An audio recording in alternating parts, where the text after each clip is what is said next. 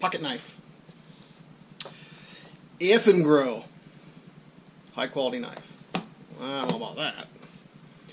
It's an Eafengrow EF223 Camping and Survival Black, made in China. This was my first Eafengrow that I ever got. Let's take a look at it.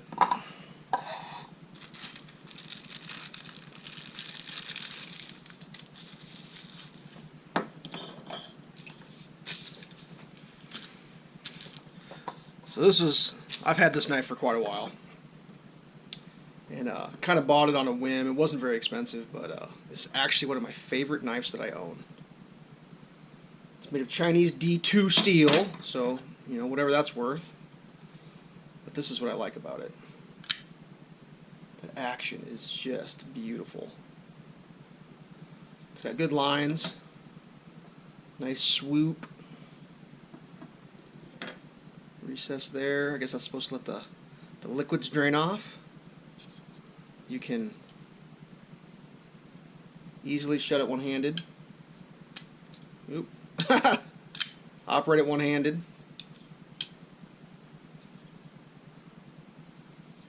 Centering. Pretty dynamite. I couldn't ask for much more on the centering. What's that? Scales or what? G whatever G. No, not G. What is it? What are they called? I don't know. Just the standard poly scales. Is it G10? I can't remember what the hell they call that stuff. But the lock's good. It's on there. I'm not nervous about it coming unlocked. Clip. Pretty strong clip.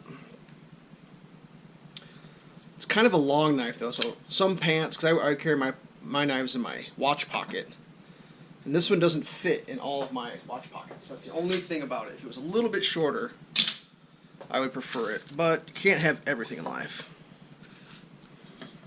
So the blade on this, about 3.5 inches. I usually carry 3-inch blades because they fit my pocket better. So this is about as long as I would ever go. Just a skosh over 8 inches long overall. Centimeters. You're in the 9-ish centimeters. Overall, just a skosh over 20 centimeters. But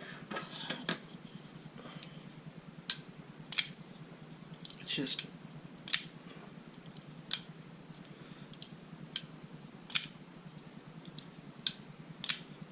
that one-handed operation is so convenient. My first pocket knife was not a one-handed pocket knife. And I didn't know anything about one-handed pocket knives. And then actually I think this was probably the first one I got that had the flipper on the back, and it's like, I tell you what, there's a lot of fancy systems and lots of fancy knives, but a simple one finger, it's not spring loaded, it stays fairly sharp. Like, I'm not going to cut paper for it because I don't see the point. I mean, this thing opens packages, you know. It's not a bushwhacking knife. It's not a knife for taking to a competition. The EF label, yeah, whatever. Say what you want. I've seen worse, I've seen better. This side it just says D2 on it. I think it's a good looking knife. I'm not sure if it's stolen from someone else's design.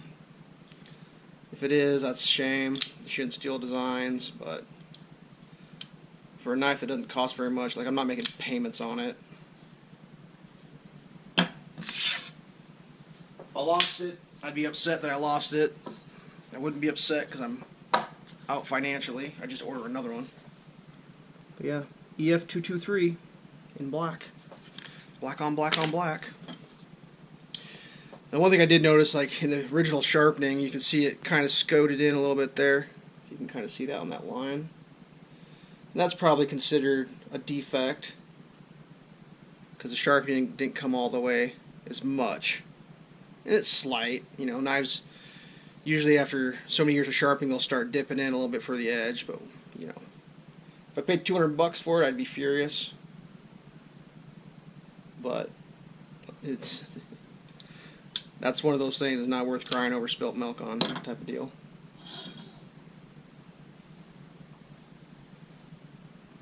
Yeah, Eafengrow. Not bad.